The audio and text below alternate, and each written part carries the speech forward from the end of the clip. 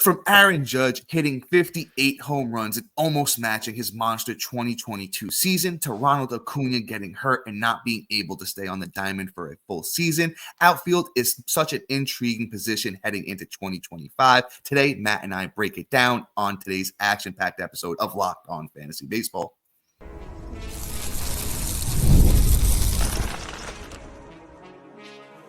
You are Locked On Fantasy Baseball, your daily fantasy baseball podcast. Part of the Locked On Podcast Network, your team every day. Hello, fantasy baseball fanatics, and welcome to the Locked On Fantasy Baseball podcast, brought to you by the Locked On Podcast Network, your team every day. As always, we're your number one source of fantasy baseball knowledge, and thank you for making us your first listen each and every day. I'm your host, Dominic Martino. You can find me on Twitter at DomMartinoFB. Here, as always, with my brother, my co-host, my partner in crime, Matthew Ane, and you can find him on Twitter at Matthew_Ane. If you're watching on YouTube and you haven't already, hit that little bell below. It will subscribe you to the channel and give you a notification every time we drop a new episode. Or if you're listening on a platform like Apple or Spotify that allows 5-star ratings and reviews, we would truly appreciate it if you could do that for us. And lastly, but most importantly to Matt and I, give us a chance on the Subtext platform. Through Subtext, it's an in-depth personalized experience through text messaging alerts right to your phone, offering so much more than we can in this 30-minute podcast. And this time of year, you're going to get our way too early 2025 rankings at almost every position, way too early sleepers, breakouts, and busts. So if you are interested in joining us on Subtext, the link is in bio wherever you're listening, watching, and it's available on any of our social media platforms. And guess what? You can start this season big with a big return. On FanDuel, new customers can place a $5 bet, and you'll get started with $150 in bonus bets if you win your first $5 bet. Visit FanDuel.com to get started today. And all right, Matt, these are the fun episodes. And I think I'm just going to let everybody know that's listening. Guys, this week you will have Matt and I together pretty much every day. There will be an episode out on Thanksgiving, but you won't see us on Friday because, we're not going to be recording on Thursday. But Outfield is so much fun. We're going to get through the top 12 hopefully today, maybe go a little bit further. Let's see how things go. But Matt, take it away. Why don't we start talking about some 2025 Outfield? It's going to be a great episode, man. Yeah. Also, an announcement too. Because we're doing these episodes, it forced me to do my rankings. So you know what that means?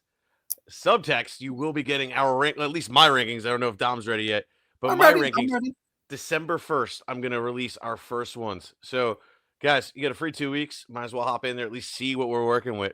Let's check it out. But all right, let's dive into today's show.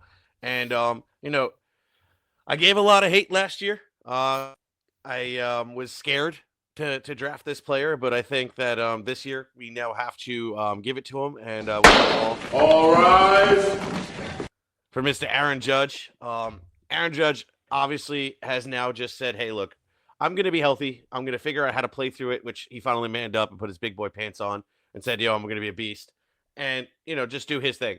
That toe injury is always going to linger where, at some point it could take him out for maybe a couple weeks, but I think they've got a handle on it, at least for now.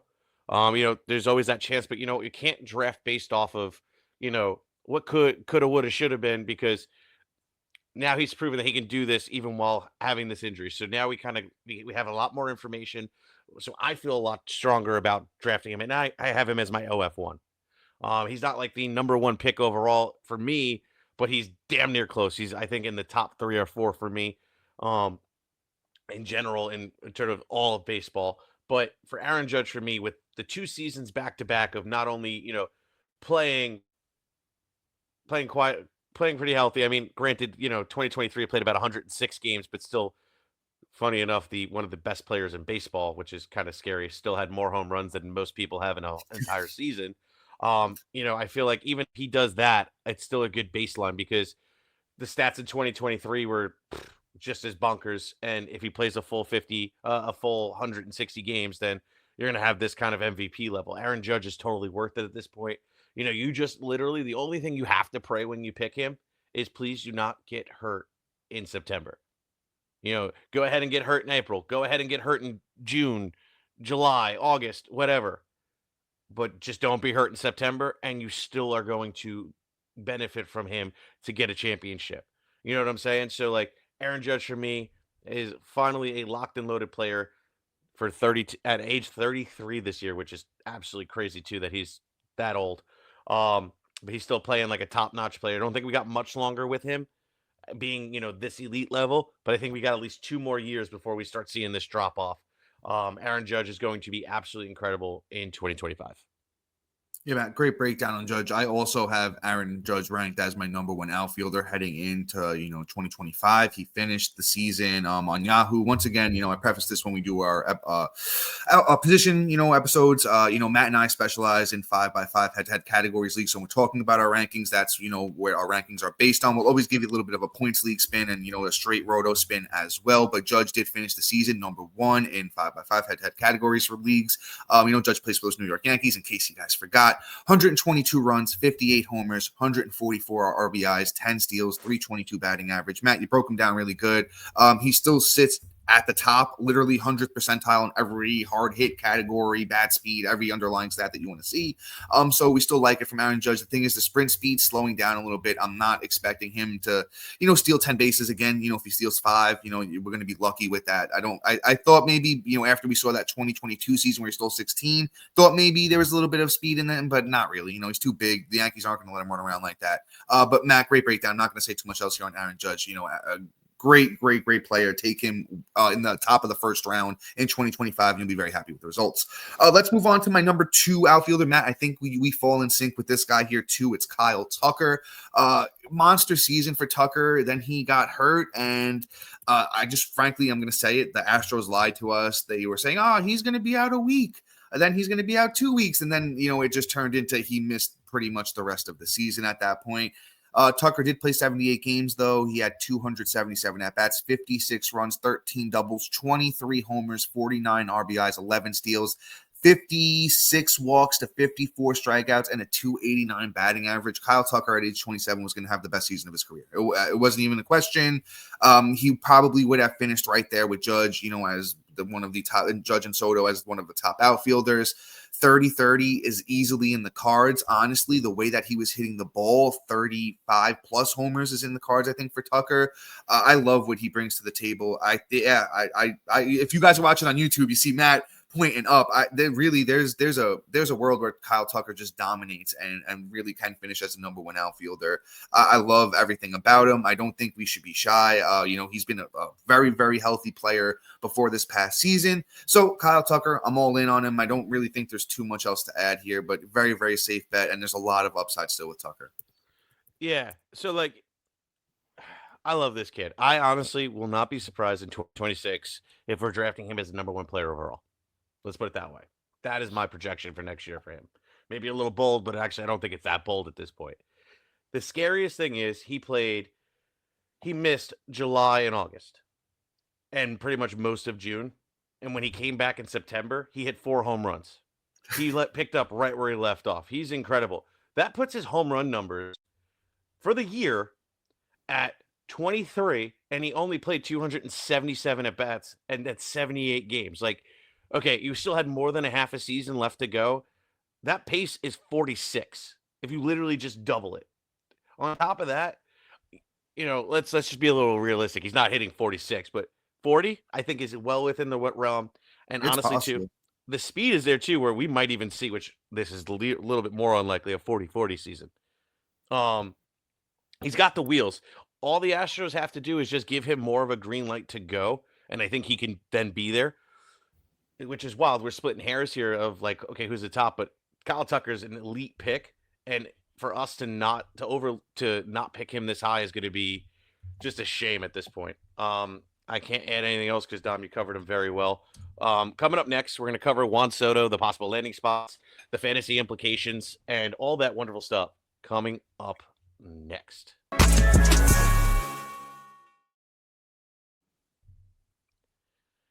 Nothing delivers comfort and joy quite like unraveling quality and taste of Omaha steaks.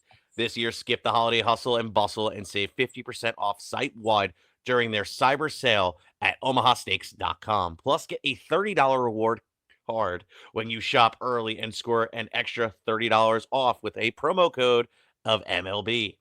With 5 generations of experience, Omaha Steaks consistently delivering the world's best steak experience, and their gifting experts have made it easy to deliver with perfect gift with thoughtful curated gift packages starting at only $89.99.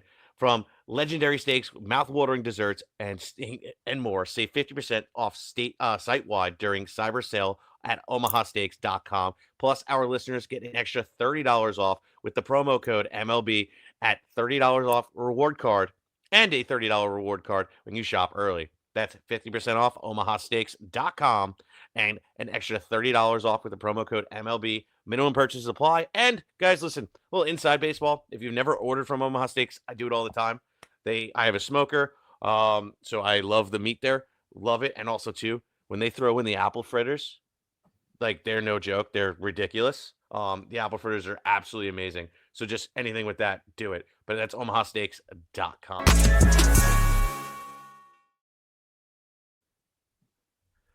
All right, introducing the Locked On Fantasy Baseball Podcast Diamond Club on Subtext, your ultimate fantasy baseball companion. As we mentioned at the top of the show, our rankings are coming out soon, December 1st. You don't want to miss out on that action. So you got our, redraft rankings, dynasty rankings, not there yet. We'll have them. Prospect rankings, I'll have those by January. So much more that you're going to need for all this draft off-season stuff. Plus, you'll be able to reach out and actually ask us questions directly. So check us out on there. Free 2 weeks when you show up. Links in the description below. But all right, let's keep going. Dom, I'm going to take this next guy. You got it. So Mr. Juan Soto. And quite honestly, man, this dude is just looking to get paid. But I think he also is going to go to a contender.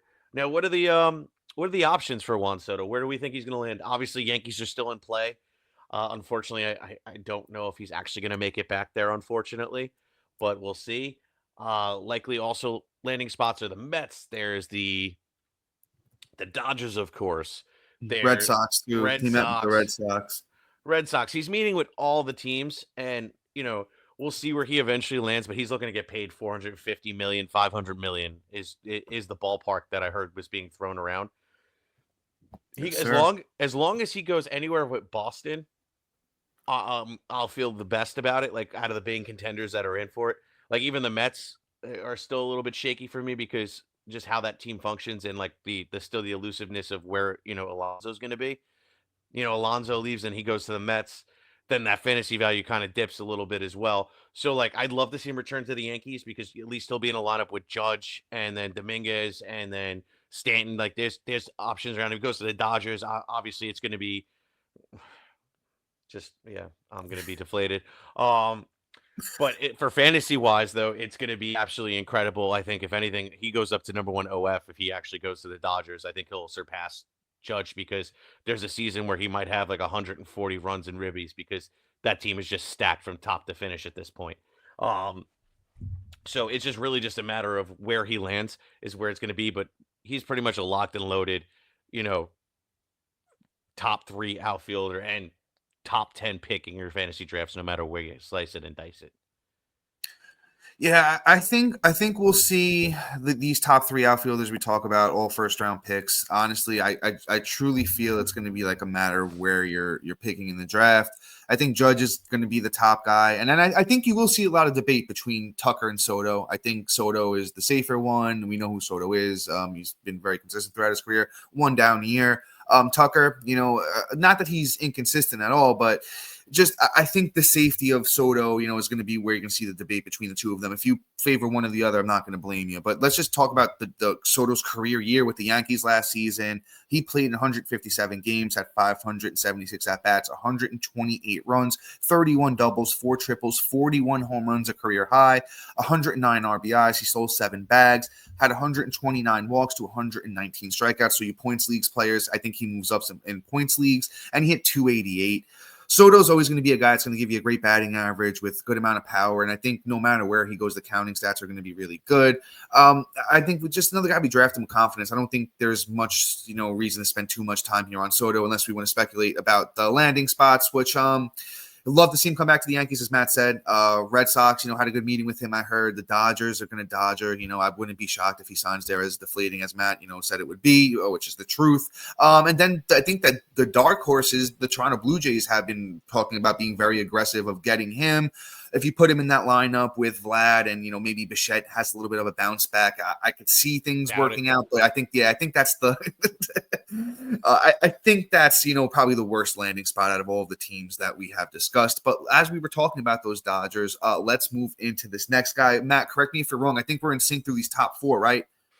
In our rankings? Yeah. So, there may be a movement at some point, but not today.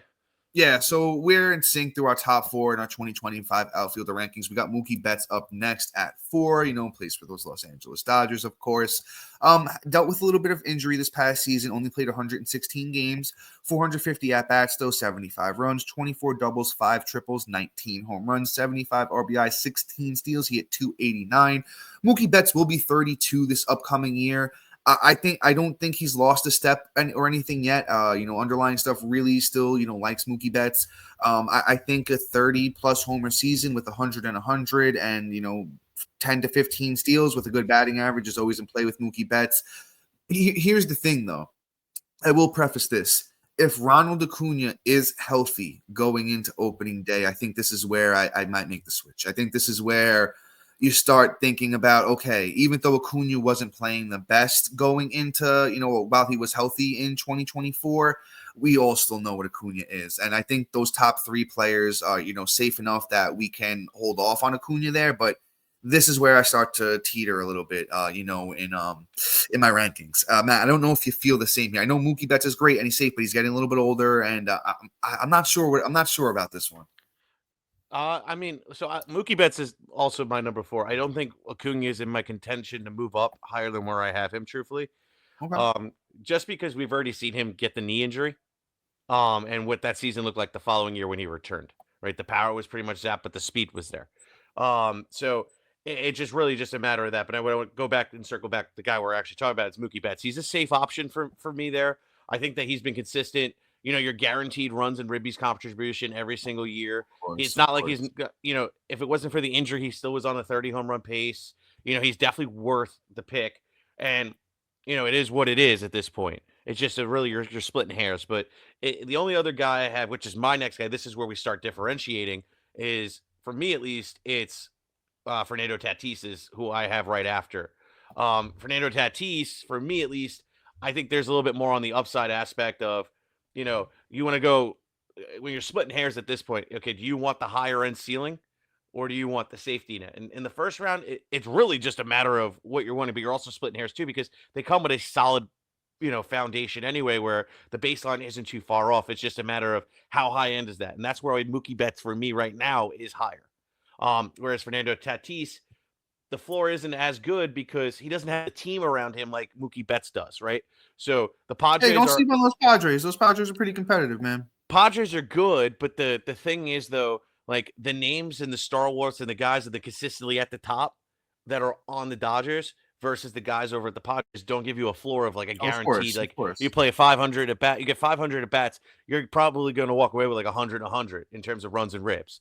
Whereas like with the Padres, you play as many at bats, you'll probably see anywhere from 85 to 93 on an average season, right? So like that is the difference. And then the ceiling play is maybe 100, where the ceiling play is for Mookie Betts at like 120 and 120. So like that is the difference. But Fernando Tatis, the reason why he's up here and he's higher than other guys is the stolen base aspect of it. He still hits for average, not as good as Mookie Betts, but pretty good. And on top of that, he has 30 stolen base upside. He does that, and he's probably he's a top 3 guy on the season this year. But he hasn't been able to do it. He also hasn't been able to stay healthy. He also has a little mental issues. So there's a little bit more risk going on with him. But honestly, at the end of the day, Fernando Tatis for me is somebody I'm definitely picking, amongst other talents, because I do see all the upside in the world. And this is a kind of a ceiling play with a pretty safe floor. Well, Matt, with that being said, we are definitely going to get into my opinion on Fernando Tatis Jr. because I do want to take some time and get into Tatis here. But guys, you're going to have to stay locked on for that, which is coming up next. And guys, get ready to tackle the NFL action with FanDuel, America's #1 sportsbook, because right now new customers can bet $5 and get $150 in bonus bets if you win. The FanDuel Sportsbook app gives you everything you need to place live bets on the NFL all in one place. So when you get a hunch in the middle of the game, you can check out the latest stats, view live play-by-play, and so much more on the same page where you place your bets. Just visit FanDuel.com to join today. You'll get started with $150 in bonus bets if you win your first $5 bet. That's FanDuel.com. Never waste a hunch and make every moment more with FanDuel, an official sportsbook partner of the NFL. Real quick, guys, real quick. We can't do our normal hate on Daniel Jones segment and the Giants because Daniel Jones does not play for the Giants anymore. I just wanted to take a second to laugh about that with my brother Matt. Baby. But seriously, guys, just still keep betting on the Giants for everything that you can, because it's a mockery of a football team at this point, and I'm ashamed to call myself a fan of the New York Giants. So go ahead, go to FanDuel and bet against the Giants in every way you can.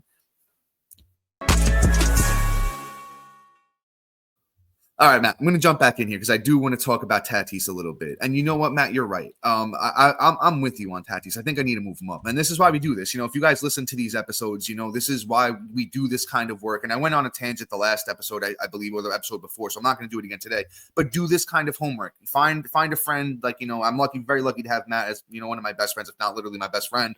That we can sit down and we can honestly, it helps so much to have these open and honest conversations. Literally before the episode, Matt and I were literally nitpicking each other's rankings and helping each other out. And that's why Matt and I do so well in fantasy baseball. We dominate all of our leagues because we share the information, and it's almost like a hive mind at a certain point. But let's talk about Tatis, right? I think we forget that Tatis was the #1 overall prospect in baseball for a long time.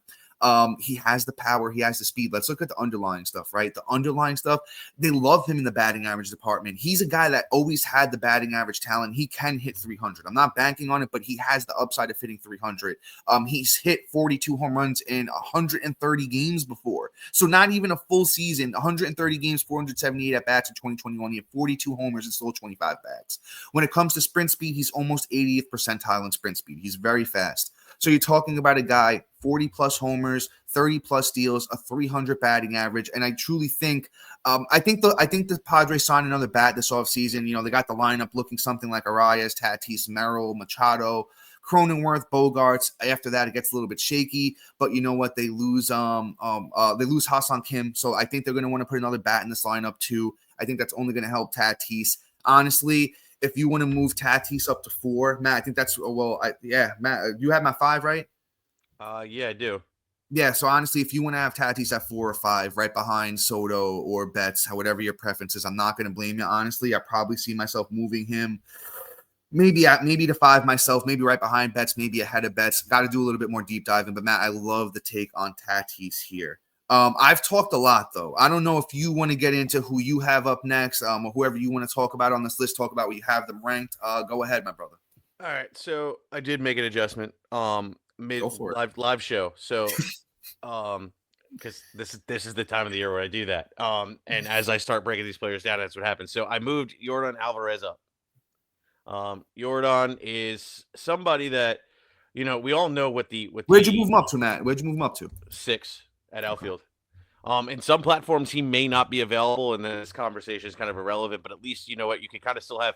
No, he got 53 games. He got 53 games at outfield. He should be there on every platform. Thank Jesus. Okay, so he is somebody that we all know what the upside is, right? When he plays a full season, which this season he actually really did. He missed 13 games. I'm not mad at this. Still managed to put up 552 at bats, had the 88 runs, had the 34 doubles, the 2 triples, the 35 bombs, the 86 ribs, 6 stolen bases.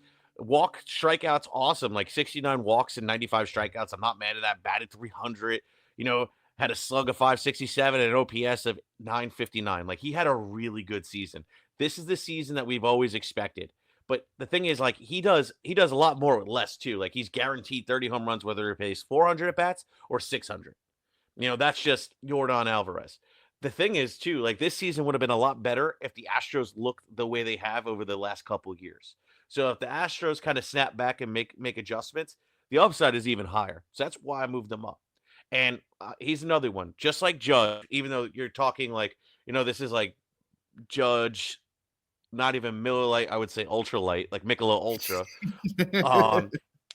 But Alvarez has all that things where like, okay, look, he plays even, he misses, he gets 500 or 400 at bats, and you're still not mad with the total season numbers, especially like playing out roto leagues. But even so, you just want to pray he's healthy in September, and you stand a shot at winning. So I'm picking him higher than the Ronald Acuna is than the other players out there, because then it gets a little bit more dicier and risky. Actually, this year at outfield, it's actually a lot more slim picking. There's a lot more risk and reward kind of type deal than solid solidified players. That's why like a guy like Yordan is finally up at this top 6.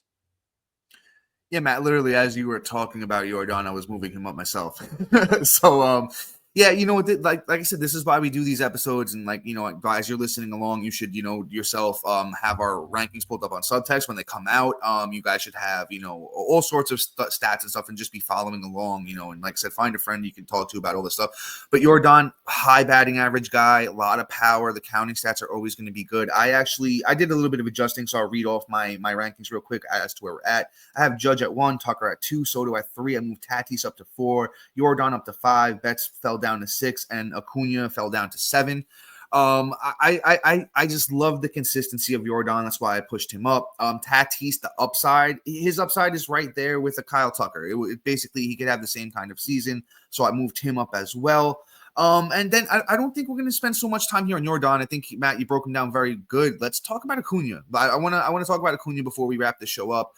The thing with Acuna is if he comes back and he's healthy, we have evidence of what he can be. We've seen him do this before. Matt mentioned it briefly, you know, as we were talking about him a little bit earlier. But, you know, he got hurt. It was back in 2020. What year did he get hurt again? Geez, I'm blanking here. It was 2021. He got hurt in 21. He got hurt in 21. He came back in 2022, played 119 games. He had 15 homers and 29 steals. So we could see that power outage, right? If he does play 150 games this year, if he hits 25 home runs and steals like 50 bases, I could see him having like an Ellie De La Cruz kind of season. Go look at what Ellie De La Cruz did this past season. Maybe a little bit less steals from Acuna, but you know what? I think that's what we could see. There's still upside of him just being a monster, because that's what Acuna is. He was going to be 27 this upcoming season, still in the prime of his career. But I'm just not banking on him coming out there and being prime Ronald Acuna. But you know what? If you draft him and you can get him in the second round this year, and there's a chance he's the best player in all of baseball. I just want to see a little bit first. That's why I do have him ranked at 7 at outfield.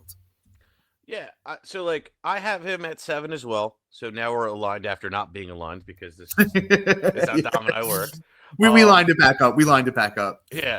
So I look at him and I just go, he has 2 brand new knees now. 2021, it was the right one. Now it's the left one. Hey, maybe this is what he needs. But, you know, I'm game. I'd like to see. I like the comp at Ellie De La Cruz. I think you actually did a great breakdown of him. But it just, that season does not get him that high, right? Awesome elite steal numbers. It just doesn't get him high. I have a feeling I'm going to keep moving him down. I think he's going to be more like a top 10. And the Braves did come out and say that him and Strider most likely aren't going to be ready for opening day. So we are going to be without Acuna for some time. That's already been announced.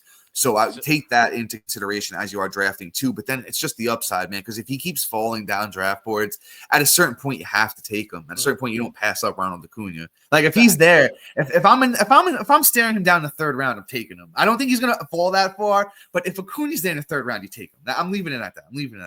I'm there with you. I mean, look, once I get, like, they say it, but there's always improvements. Right now, I'm doing it as these rankings are as if he's there opening day. You know, we're in January, and you know, I'm probably going to adjust it a little bit more. He's probably going to follow more, but I have a feeling he'll probably still be a top 10, but he's probably going to be number 10 at the outfield with a month missing is probably what I would expect. I should have factored that into my rankings. I apologize, guys, but I'm going to move on. I think this is a dead story at this point. We've kind of beat this with beat the roadkill off the side with a stick, essentially. Let's move on. Let's talk about a very controversial one. Corbin Carroll. He's who's next for me. I have him at 8, I believe. And yeah, I do. And here's the thing. With Corbin Carroll, he had probably the biggest bust in fantasy sports, I think, ever. Ooh. He's up there with the running back from the Broncos back in like 2013. I can't think of his name right now. Where it was so bad, you picked him in the first round, then he completely flopped. It's the same thing here. But the difference is, though, that dude came out of nowhere. I think Corbin Carroll was the number one prospect in baseball. I think we just had a sophomore slump. And, there's a reason why there's a saying for it, right? Sometimes guys come out in their sophomore year and things just don't click, whether that's adjustments, trying to adjust to the big league talent, or something else going on in your life, right? Like, you're now the new face of baseball, essentially, because he's one of the best players in baseball after his rookie season. So, bless you. That is kind of where I'm at with him. And on top of that, what I saw at the latter half in August gave me a glimpse of what he really is. And August is what I'm going to hang on to. So in August, he had, 100 at-bats. He had 30 runs. He had a double, 4 triples, 11 bombs, 24 ribs, 2 stolen bases, and he batted .280. September wasn't bad either. He had 13 stolen bases in that time. Yeah, he batted .245, but I feel like he was getting it finally going at the end of the season last year. And, that's all I need to see is a guy that, struggled all season, starts turning it around towards the end. Then I'm like, okay, cool. We're going to get him at a discount this year. We're going to still focus on him. I don't think he'll be a first round pick, but he's sitting there in the second.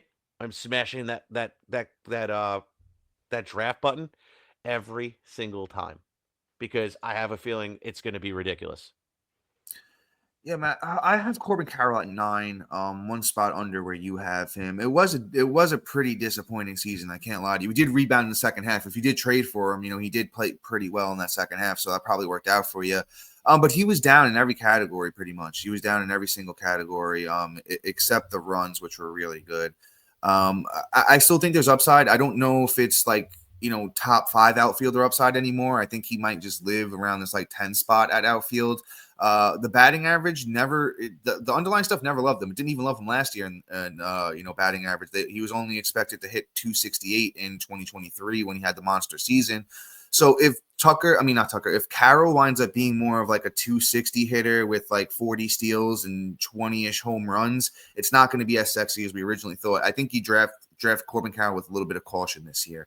But with that being said, guys, we are going to continue this conversation in our next episode, so make sure you stay locked on for that. But shout out to our everydayers and new listeners making Locked On Fantasy Baseball your first listen each and every day. After you watch us, make sure you go and make your second listen. Our boy Sully over at Locked On MLB does a great job of covering the league in a different style than we do. But guys, until next time. Peace. See you.